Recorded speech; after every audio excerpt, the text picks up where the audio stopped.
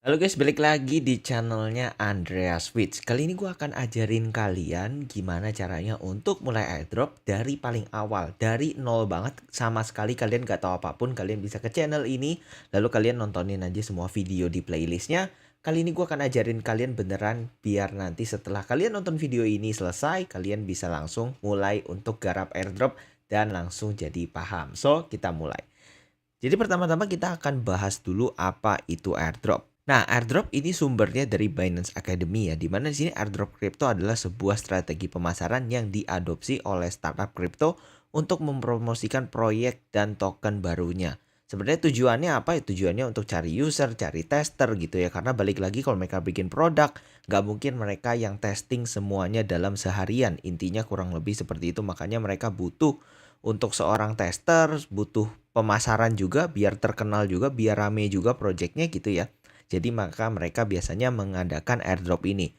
Ini biasanya pengertian secara marketing atau secara running project gitu ya. Jadi airdrop ini sebenarnya apa sih? Kalau secara teknis ini itu sebenarnya bentuk transfer aset digital dari proyek kripto ke beberapa dompet. Konsepnya adalah untuk mendistribusikan koin atau token ke pengguna secara gratis melalui berbagai tugas yang nantinya dapat diklaim. Jadi sebenarnya kalau misalkan airdrop itu sebenarnya adalah tanda kutip gimana cara sebuah project itu ngasih token ke kita. Oh, contoh via airdrop atau via dibeli lalu dikasih. Nah, biasa dikasihnya itu dari airdrop guys gitu ya. Nah, ini salah satu contohnya kalau misalkan teman-teman kemarin rame soal Arbitrum segala macam, ini salah satu contoh airdrop ya, di mana teman-teman kalau misalkan menyelesaikan beberapa task gitu ya di Arbitrum, itu teman-teman bisa eligible untuk dapat sekitar mungkin 875 koin Arbitrum. Next. Nah, ini beberapa cara kerja project airdrop crypto. Di sini ada berbagai macam, tapi kurang lebih ini yang sering dilihat gitu ya. Pertama itu on-chain. On-chain itu maksudnya apa?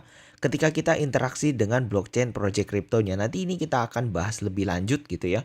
Kemudian biasa melibatkan sosial media gitu ya. Jadi beberapa task itu mewajibkan kita interaksi dengan sosial media mereka. Jadi contohnya kalau teman-teman kayak pernah dengar Galse, Interact gitu ya. Itu rata-rata yang biasanya harus wajib kayak follow Twitter, join Discord, dan kawan-kawannya.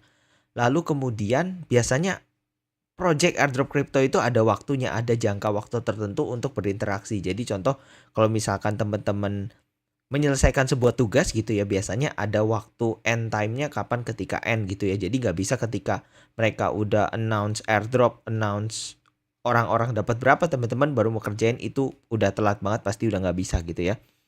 Nah, kemudian airdrop crypto itu ada yang butuh modal dan juga ada yang gratis. Nah, kalau modal ini biasanya di mainnet, kemudian kalau yang gratis itu biasanya di testnet. Nanti kita juga akan bahas ini lebih lanjut gitu ya. Kemudian ini yang tadi gue bilang nih, snapshot gitu ya, sifatnya itu merekam atau kepemilikan aset NFT kita.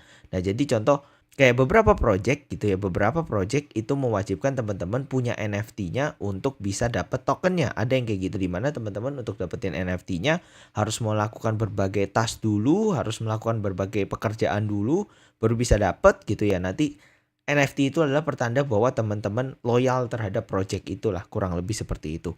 Nah, kemudian biasanya di project crypto sifatnya juga ada yang namanya calculation, di mana interaksi kita itu sifatnya ada nilainya gitu ya. Jadi kita bisa nilai berdasarkan interaksi, volume, berapa banyak kita connect dengan smart contract, dan masih banyak lagi. Next.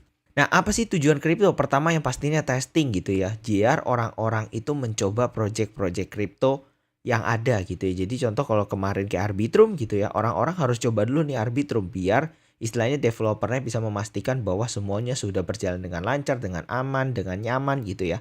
Nah, itu makanya butuh orang-orang untuk yang ngetesting, intinya seperti itu. Kemudian kedua ini ada marketing gitu ya.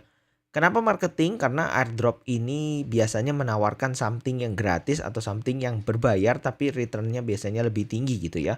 Otomatis agar orang tertarik untuk mencoba sebuah project crypto gitu ya. Karena kalau nggak diumpanin nggak bakal makan, konsepnya gitu ya. Nah, yang ketiga apa? Ini gue judulin more. Kenapa? Karena biasanya dari sebuah airdrop itu mendapatkan more user. More user artinya more transaction. More transaction artinya more profit. Biasanya ini more profit pun kalau di testnet ya profitnya balik lagi bisa dalam bentuk investment terhadap project tersebut. Kalau udah mainnet biasanya more profitnya ya entah mereka dapat fee dari kalian swap ataupun ketika kalian interaksi dengan blockchain biasanya itu emang ada sebagian fee yang dikasih ke project blockchain tersebut, kurang lebih seperti itu. Kemudian di sini sifatnya adalah juga take and give. Biasanya developer butuh user dan user butuh cuan. Kurang lebih seperti itu ya. Nah, congratulations, kalian sekarang udah memahami konsep airdrop. Di next video kita akan membahas beberapa jenis airdrop. Jadi stay tune di video-video selanjutnya ya.